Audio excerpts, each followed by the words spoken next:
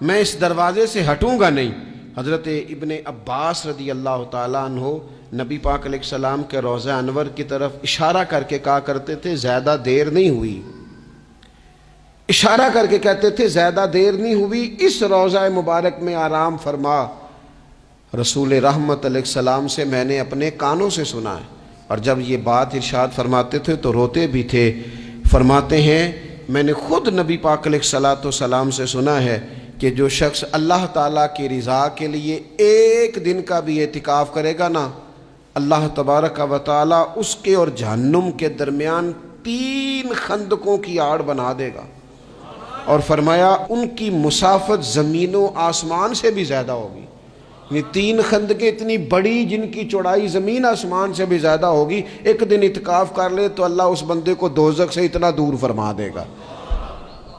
بہت سارے لوگ ہیں جن کو بڑا ٹائم ملتا ہے چھٹیاں گزارنے کے لیے، کبھی کسی سیاحتی مقام پر، کبھی کسی سیاحتی مقام پر، خرچہ بھی مل جاتا ہے، کام بھی ہو جاتا ہے، سارے سلسلے ہی بن جاتے ہیں، بڑی بڑی جگہوں پہ لوگ جا کے ٹائم گزارتے ہیں۔ تو ایسا نہ ہو کہ 10 دن اللہ کے گھر میں بھی گزارے جائیں۔ علماء نے لکھا ہے کہ کوشش تو کریں ہر سال اعتکاف ہو، نہ ہو سکے تو چلو چند سالوں کے بعد ہو جائے، اور فرماتے ہیں کہ زندگی میں ایک دفعہ تو اس سنت کو ضرور ادا کرنا چاہیے۔ کوئی بندہ ایسا نہ ہو جو محروم رہ جائے، زندگی میں ایک بار صحیح پر اعتکاف کے ساتھ اپنے آپ کو وابستہ ضرور کرے۔ رمضان المبارک کے اندر آخری عشرہ شب قدر کی تلاش کا عشرہ ہے۔ اللہ کے پیارے رسول صلی اللہ تعالیٰ علیہ وسلم ان 10 دنوں میں خود بھی عبادت کرتے تھے اور گھر والوں کو بھی جگایا کرتے تھے، اور اپنے اہل خانہ کو تاکید فرماتے تھے کہ اٹھو اٹھو، آگے بڑھو، یہ آرام کرنے کے دن نہیں ہیں۔ ہمارے ہاں یہ ہوتا ہے کہ وہ جو آخری 10 دن زیادہ عبادت کے تھے، شب قدر کی تلاش کے تھے، وہ آخری 10 دن سارے بازار میں گزر جاتے ہیں، کپڑے سلوائے جا رہے ہیں، کپڑے خریدے جا رہے ہیں، جوتے خریدے جا رہے ہیں، واپس کیے جا رہے ہیں، دوبارہ لیے جا رہے ہیں، سفر ہو رہا ہے، آنا جانا ہو رہا ہے، عیدیاں بٹ رہی ہیں۔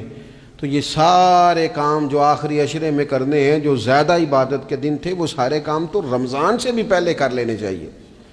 کپڑے رمضان سے پہلے خریدے جائیں، پہلے سلوا لیے جائیں، جوتے پہلے لے لیے جائیں، ضرورت کے کام پہلے کر لیے جائیں۔ جہاں آپ کو جو بانٹنا ہے وہ رمضان سے پہلے کریں۔ وہ مفت کی اپنے دل کو مطمئن کرنا کہ اب میرے پاس یہ بڑے میں خیر کا کام کرنے نکلا ہوا ہوں، میں عیدی بانٹنے جا رہا ہوں، یہ پہلے بانٹنے تھے۔ یہ عجیب بات ہے کہ جو زیادہ وقت مسجد میں گزارنے کا ٹائم تھا وہ سارا ہم نے ضائع کر دیا، وہ ادھر ادھر بازاروں کی نظر ہو گیا، میل ملاپ کی نظر ہو گیا۔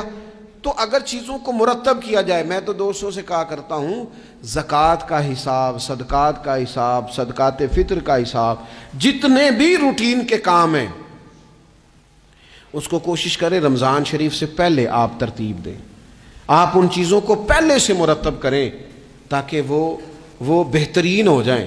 ہم تو اس دین کے ماننے والے ہیں جہاں نیت کرو تو اجر شروع ہو جاتا ہے۔ آپ رمضان کی نیت سے جو آج خرچ کریں گے اس کو اللہ تعالیٰ رمضان کے ثواب کے برابر ہی اجر عطا فرمائے گا۔ لیکن وہ ہم نا کچھ لوگ بڑا ایک صاحب مجھ سے کہنے لگے جی میں نے سنا ہے صدقہ فطر آخری عشرے میں ہی دینا چاہیے۔ میں نے کہا آپ کا پروگرام تب دینے کا، اس لیے آپ نے یہ گاڑا کر کے سن لیا، ذرا اس کو آپ نے زیادہ غور سے سن لیا ہے۔ آپ جب ضرورت محسوس کریں، جب آپ سمجھیں کہ کسی کو ضرورت ہے، ضرورت کے وقت کوئی چیز کام نہ آئی تو پھر کب جا کے کام آئی۔ تو میری آپ سے یہ اپیل رہے گی کہ پہلے سے چیزوں کو مرتب کریں، معاملات کو پہلے سے طے کریں۔ وہ لوگ بڑے اچھے ہوتے ہیں جو وقت پر منصوبہ بندی کرتے ہیں، جو چیزوں کو ٹائم پہ مرتب کرتے ہیں۔ وہ ٹائم جو ہمارا بالکل اللہ کی بارگاہ میں حاضری کا ہے، عبادات کا ہے، اگر وہ سارا گاڑیوں کی نظر ہو جائے گا، اسفار کی نظر ہو جائے گا تو ہم نے حاصل کیا کیا۔ ایک بات آخر میں بڑے درد کے ساتھ آپ کی خدمت میں عرض کرنی ہے، ہر سال کہتا ہوں، اس سال بھی کہوں گا، ذاتی اخراجات کو کچھ کم کیا جائے۔ ذاتی اخراجات نہ کچھ لوگوں کے بہت زیادہ ہیں، ان کے اپنے لباس کے، کپڑوں کے، اور وہ اخراج میں نے پچھلے جمعے بھی کہا تھا، اسلام ذبائش کی اجازت دیتا ہے، نمائش کی اجازت نہیں دیتا۔ نمائش والے کام اگر تھوڑے چھوڑ دیے جائیں کچھ بھی نہیں ہوتا۔ میں تو شاید اگر میں سینکڑوں کہہ دوں تو غلط نہیں ہوگا، لیکن بیسیوں تو لوگ ایسے ضرور ہوں گے کہ جو عید ساری سو کے گزارتے ہیں، سارا دن سوئے رہتے ہیں، پتہ نہیں وہ اتنے مہنگے مہنگے کپڑے کس لیے خریدتے ہیں۔